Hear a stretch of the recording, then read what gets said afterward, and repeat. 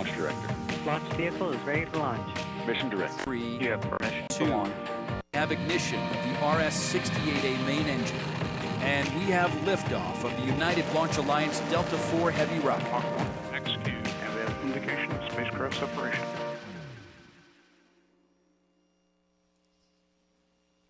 At Space Launch Complex 6, a Delta IV Heavy rocket is fueled and ready to launch the NROL-82 mission for the National Reconnaissance Office. Good afternoon and welcome to Vandenberg Air Force Base in California. I'm Caroline Kirk, a systems engineer with ULA. Liftoff is currently planned for 1:47 p.m. Pacific, and the launch team is not working any issues at this time. Approximately 15 minutes ago, the launch count entered a planned hold. We have 2 planned holds in today's 9.5-hour launch count. These planned holds give our team additional time to resolve any issues that come up prior to entering the terminal count. At the request of our customer, today's live mission coverage will conclude following payload fairing jettison, scheduled to occur just over 6 minutes after liftoff. In addition to watching our webcast, you can follow live mission progress at ulalaunch.com.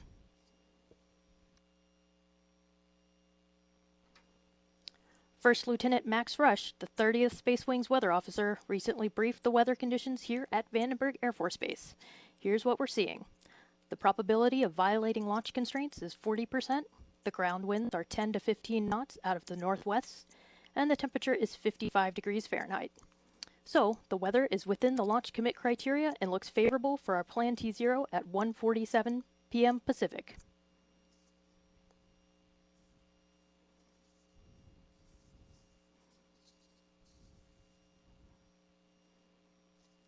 Today's flight will head south away from our launch pad here at Vandenberg Air Force Base. Let's take a look at what else we can expect to see. 5, 4, 3, 2, 1, and liftoff of the United Launch Alliance Delta IV Heavy rocket.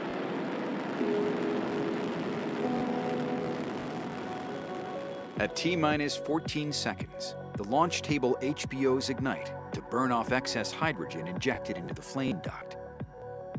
At T-minus 7 seconds, the starboard Delta IV ROFI lights, igniting its RS-68A engine. 2 seconds later, the center and port RS-68A engines ignite, generating more than 2.1 million pounds of total thrust and lift the rocket off the pad. This staggered engine start mitigates the fireball created by the hydrogen-burning Delta IV Heavy. Shortly after liftoff, Delta IV begins a pitchover to attain the proper flight path while minimizing the pressure the vehicle experiences during flight. The Delta IV reaches Mach 1, the speed of sound, at 1 minute 21 seconds. At 3 minutes 56 seconds, the port and starboard booster engines shut down. 2 seconds later, the port and starboard boosters are jettisoned to shed their weight. The center booster engine then throttles to full power to maximize performance against gravity losses. Approaching main engine cutoff, Delta IV is burning propellant at a rate of 1,945 pounds, or 882 kilograms per second, traveling at more than 12,725 miles, or 20,479 kilometers per hour, and located 130 miles, or 209 kilometers in altitude, and 350 miles, or 563 kilometers downrange. At 5 minutes 37 seconds, propellant levels deplete, and the main engine shuts down. 7 seconds later, the Delta IV separation system activates to release the first stage. The vehicle now weighs approximately 7% of what it did at liftoff. At 5 minutes 57 seconds, the Delta Cryogenic Second Stage, or DCSS main engine ignites to carry the payload to orbit. During ascent, NROL-82 is protected inside a 5-meter diameter payload fairing. At approximately 6 minutes 7 seconds, the payload fairing is jettisoned. Delta IV continues its national security mission following payload fairing jettison.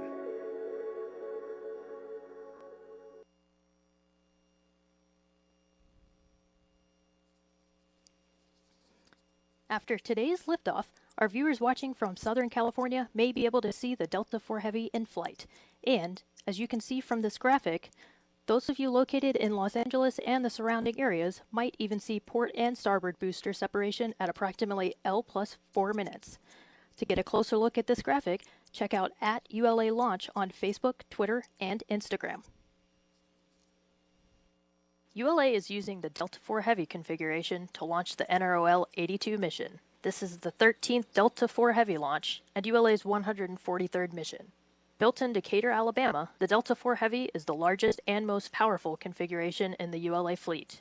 It's comprised of 3 common booster cores, each powered by Aerojet Rocketdyne RS-68A engines, and a Delta cryogenic second stage powered by an Aerojet Rocketdyne RL-10B2 engine. The satellite is protected during ascent by a 5-meter diameter payload fairing. Events leading to launch began on February 16th, when the 3 Delta boosters were lifted into their vertical position here at Slick 6. Then, on March 31st, the NROL-82 spacecraft, encapsulated inside the payload fairing, was transported to the Mobile Service Tower at Space Launch Complex 6 and mated to the Delta IV rocket. On Saturday, the Mobile Assembly Shelter, or MAS, was moved to its launch position. The MAS protects the Delta IV rocket from the wind and fog, so common to its location here on California's Pacific coast. At approximately 5 a.m. this morning, final preparations began at Space Launch Complex 6. Using 40 hydraulic cylinders at pressures nearing 3,500 psi, the MST was raised 8 inches and rolled back, revealing the Delta IV launch vehicle. At 100 feet by 100 feet by 300 feet, the MST is as tall as a football field is long, as wide as the length of a basketball court, and weighs about 10 million pounds. Using a carriage transporter system traveling at about a quarter mile per hour, it takes about 25 minutes to roll the MST to its launch position 300 feet east of the rocket. The Delta IV Heavy stands 233 feet tall, or about 23 stories, and weighs about 1.6 million pounds fully fueled. The 3 Delta IV RS-68A main engines produce more than 2 million pounds of thrust at liftoff. Roger. Pass gas, Elsie. Go. Establish scan pattern 140. Roger.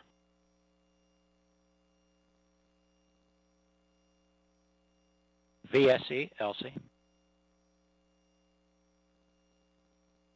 VSE. First step 1180, verify base bending moment instrumentation is active and data is valid. DBM is fully mission capable and recommend placard 6 alpha. Roger. LOLC, net 1. Where's the LO? I'll be utilizing placard 6 alpha. Copy 6 alpha.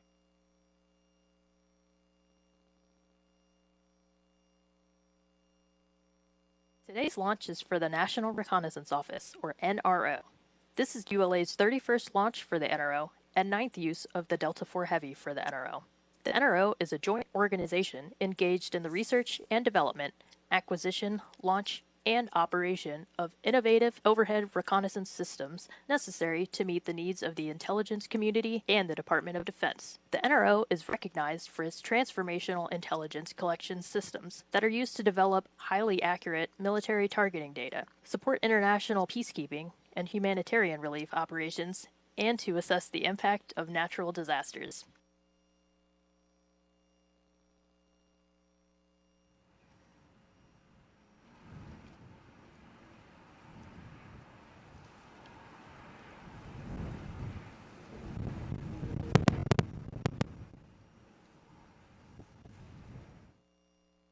The NRO provided the artwork we see on today's payload fairing. The details on today's artwork were inspired by a World War II fighter pilot who was awarded the Medal of Honor, a Navy Cross, and Purple Heart for heroism and dedication, and who had ace fighter pilot skills.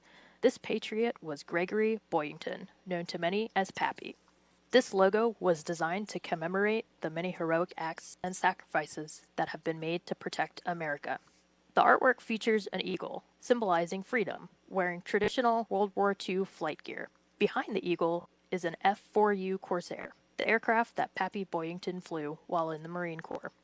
Additionally, we have the Latin phrase Tacitae Libertatis Custodumque, which translates to Silent Guardians of Freedom. Below the mission artwork, there is an additional patch recognizing the NRO's 60th anniversary this year.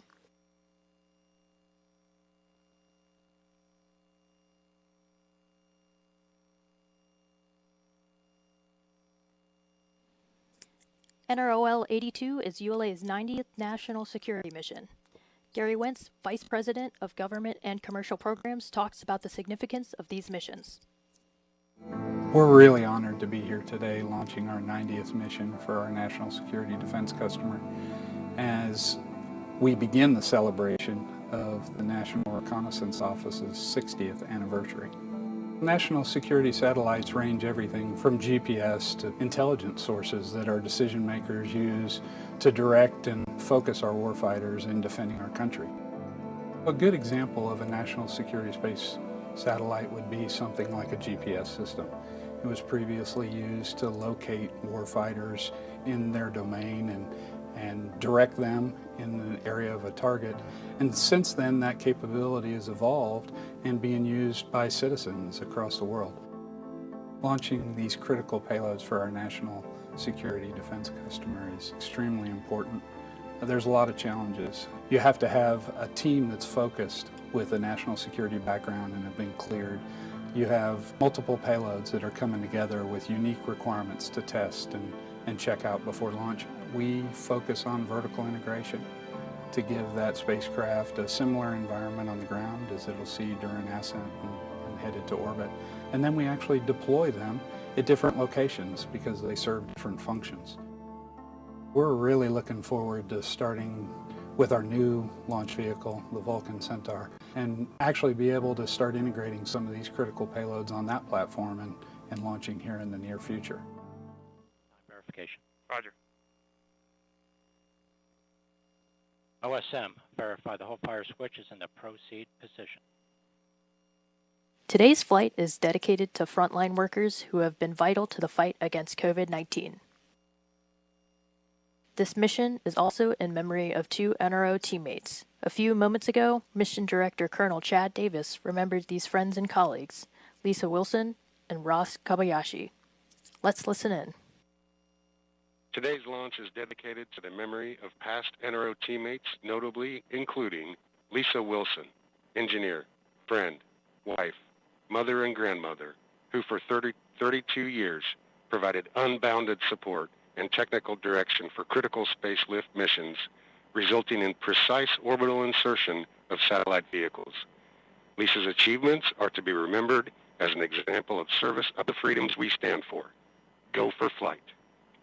And Ross Kobayashi, mentor, friend, husband and father, who for 25 years had been part of the OSL mission assurance team, responsible for the assessment of launch vehicle risks and the success of over 50 national launches across the Titan, Atlas, and Delta launch systems. Ross served as the technical chair for 28 NRO launches, leading the efforts to safely shepherd the payloads to orbit, culminating with the launch of NRO L-71 from Slick 6. Fight on forever, Ross. MD out. This is Delta Mission Control at T-minus 4 minutes and holding. We remain in the planned built-in hold as preparations for launch continue. In a few moments, launch conductor Scott Barney will poll the launch team for the final go to pick up the count. 27 engineers and managers are polled for system status and readiness to proceed.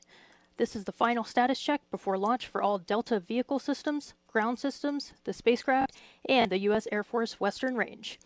The vehicle system readiness poll includes electrical systems, hydraulics, pneumatics, propulsion systems, flight control, and propellants. Let's listen in as Scott Barney performs the final polling of the launch team. Status check to proceed with terminal count. First stage systems, propulsion. Go. Hydraulics. Go. Lux. Go. LH2. Go. Second stage system, Lux. Go. LH2. Go. Electrical systems, airborne. Go. Ground. Go. Facility. Go. RFFTS. Go.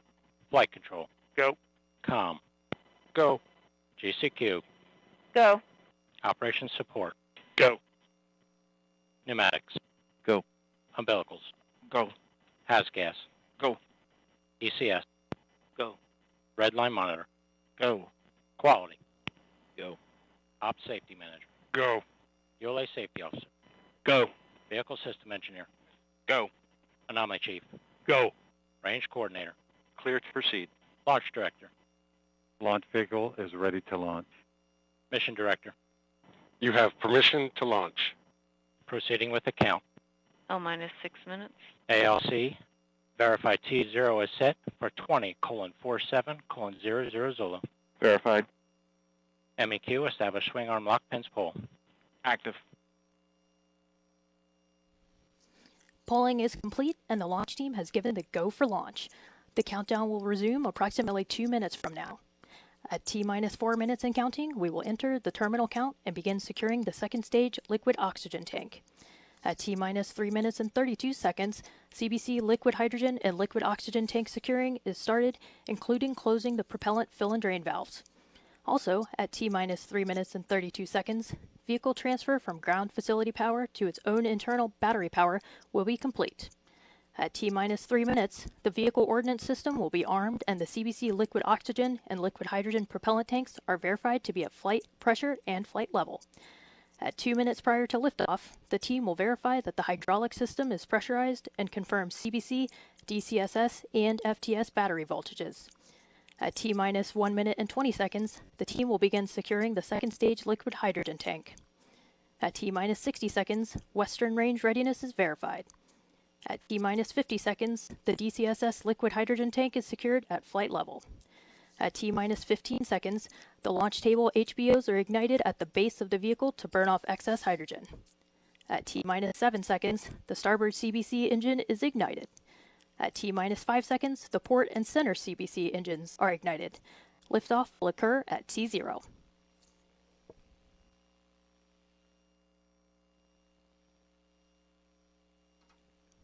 This is Delta Mission Control at T-minus 4 minutes and holding. We anticipate releasing the hold in just a few moments. T-minus 4 minutes and counting. 3:55. Ground pyros enabled. The countdown clock has resumed. We've entered the terminal count and are go for launch at 1:47 p.m. Pacific Time.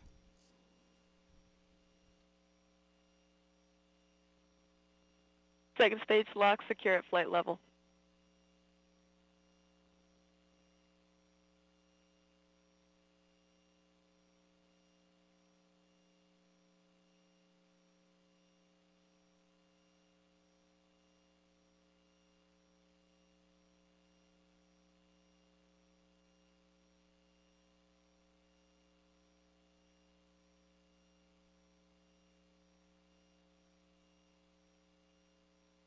T-minus 3 minutes, 7 seconds.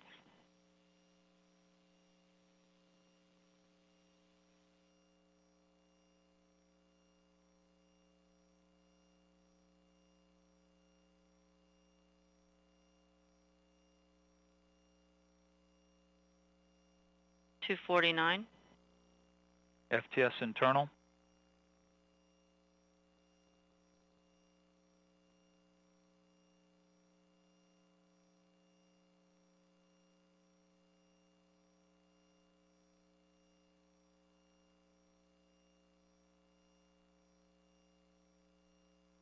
CBC locks at flight pressure and flight level.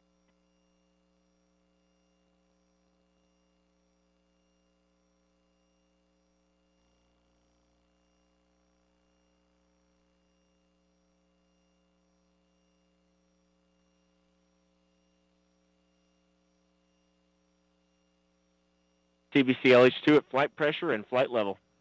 Hydraulic pressure at 4,000. 2 minutes, 1:59. Vehicle internal. 1:55. Launch sequencer start.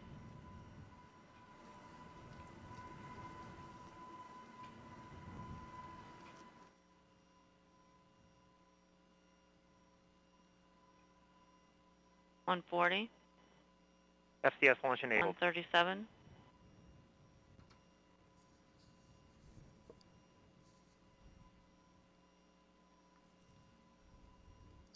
T-minus 90 seconds. The launch vehicle, payload, ground systems, and western range are go for launch. 1:20. OCU's armed. FCS count started.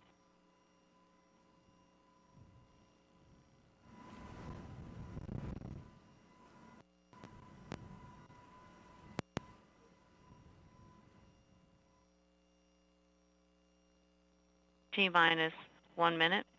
Engine start box go. Rock, report range status. Rock, range is green. 50 seconds.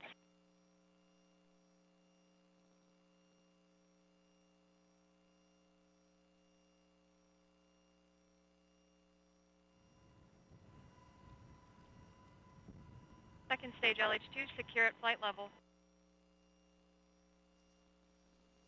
30 seconds.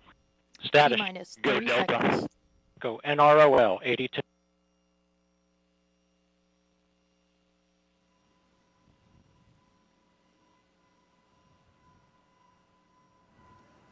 Fifteen seconds. Roll for ignition. 10, 9. T-minus 10, 9, 8, 7, 6, 5, 4, 3, 2, 1, and liftoff of the United Launch Alliance Delta IV Heavy Rocket carrying the NROL-82 mission for the National Reconnaissance Office. You on the pitch over maneuver?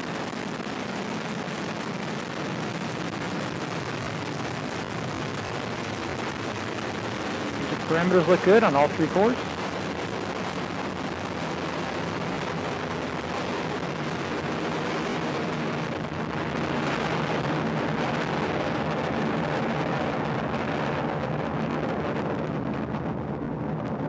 Core booster is now throttling down to the partial thrust level.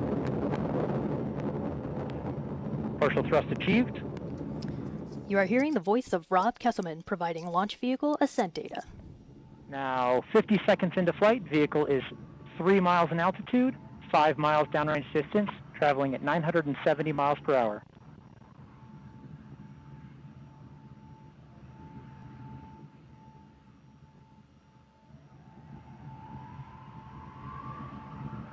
All vehicle systems look good at this time.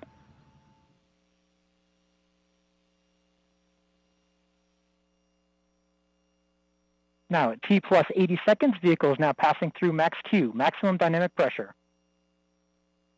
Mach 1, vehicle is now supersonic.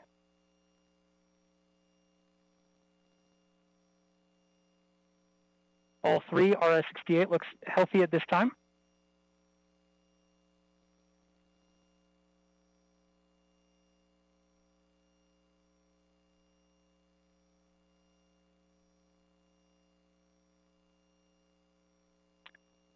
Vehicle systems continue to be healthy.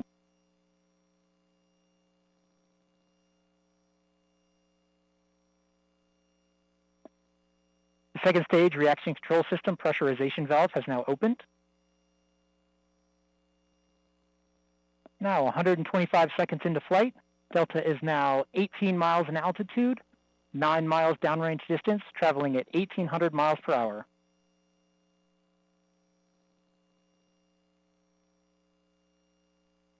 Delta has now gone to closed loop guidance.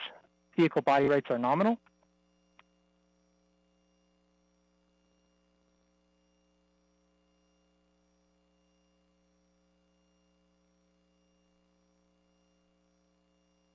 Three minutes remain in the booster phase of flight. Delta IV rocket now weighs just 1/2 of what it did at liftoff, burning propellant at a rate of almost 5,000 pounds per second.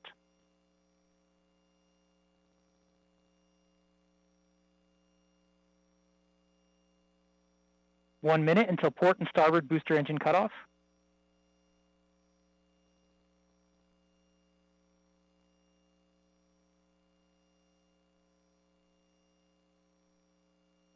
Vehicle systems look healthy at this time. The attitude control system, the autopilot has controlled all vehicle body rates to near zero.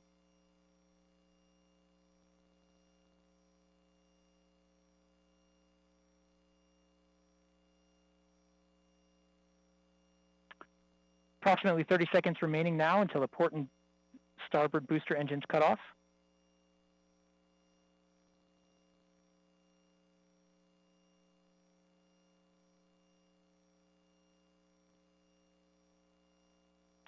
Strap-on boosters are now throttling down to the partial thrust level.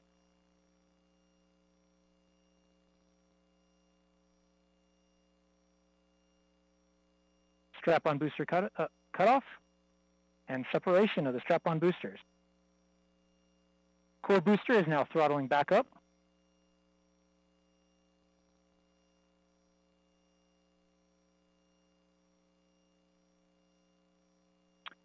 Core booster is operating as expected at the 100% throttle level.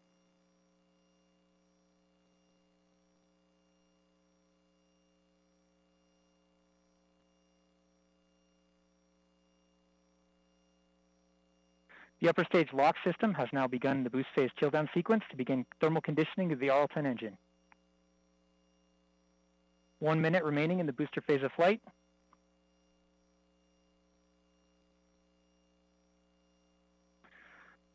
Upper stage fuel system has begun the boost phase chill down sequence.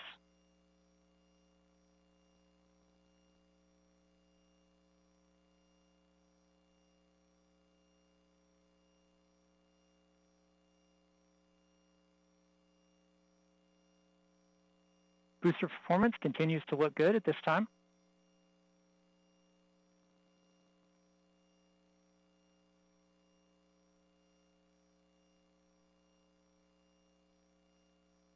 Vehicle body rates continue to be near zero as expected.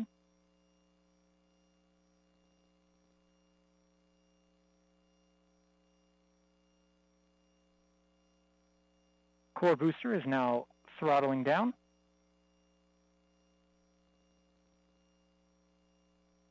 And we have BECO, first stage main engine cutoff. We have stage separation. NED's deployment has begun. Pre-start on the RL-10.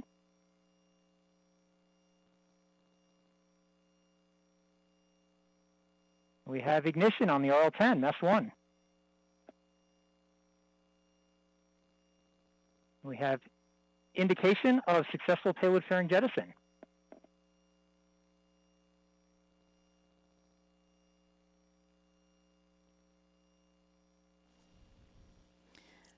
This year, the National Reconnaissance Office celebrates its 60th anniversary. From its inception in 1961, the NRO has used its incredible intelligence collection capabilities to meet the nation's challenges. Let's take a look back at the agency that has pushed the envelope of U.S. space-based intelligence collection with courage and ingenuity.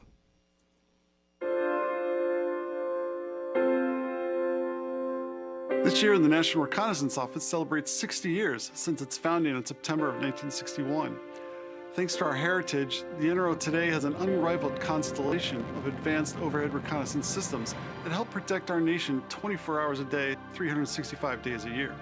As part of our anniversary celebration, the NRO's Center for the Study of National Reconnaissance has put together a year-long program highlighting key events and innovations that shaped the NRO's past, present, and future. In a moment, I'll share some of those historic milestones with you, but be sure to follow us on social media for more 60th anniversary content. When we think about satellites today and the near real-time digital data that NRO overhead systems provide, it's hard to believe that the first overhead reconnaissance efforts relied on camera film and balloons. One of the earliest film return reconnaissance efforts was called Genetrix. In 1956, the U.S. Air Force began launching high-altitude balloons from Europe and Turkey that would sail across Eastern Europe and the Soviet Union, taking pictures along the way as they floated by. Then, when they got out over the Pacific, the Air Force retrieved the balloons from midair in C-119 aircraft. This recovery experience was invaluable a few years later for the Corona program. Corona took aerial recovery a step further because the film was ejected from a satellite instead of floating along in a balloon. These early film vehicle captures were so essential to the field of reconnaissance that we've placed examples in the NRO headquarters lobby. Each parachute represents one of the critical innovations that brought the NRO from 1961 up to today. Another enduring legacy is our history as both a member of the intelligence community and the Department of Defense. In the late 1950s, all three military services, as well as the CIA, were involved in trying to launch satellites, each for their own unique purposes. By the time President Kennedy took office in 1961, it was clear that all of these various efforts would be more effective and efficient if they were managed within one single organization to control budgets and facilitate coordination. So on September 6, 1961, CIA and the DoD signed an agreement to form the jointly managed National Reconnaissance Office to run the National Reconnaissance Program. As a result of our unique position, NRO for 6 decades has worked with our DoD and IC partners to inject advanced capabilities into our operations to deliver critical intelligence to policymakers and warfighters worldwide.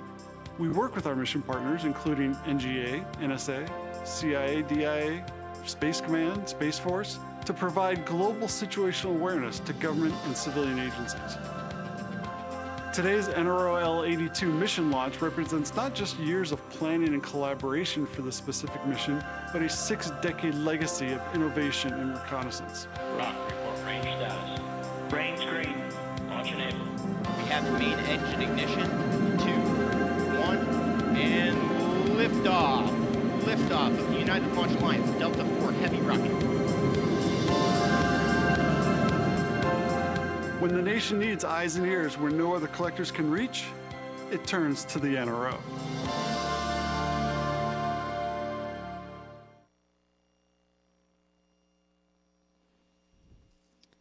This is Delta Mission Control at T+10 minutes. Rob Kesselman just confirmed the successful completion of the early phase of today's flight, and all systems continue to operate nominally. I'd like to thank Rob for his support of today's show.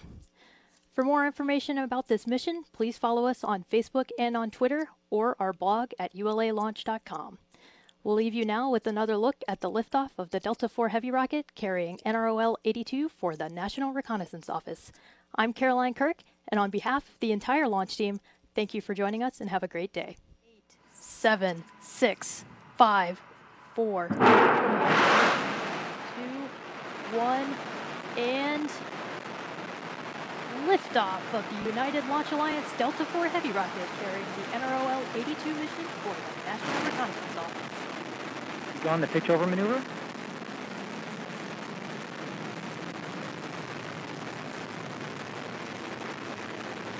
The parameters look good on all 3 cores.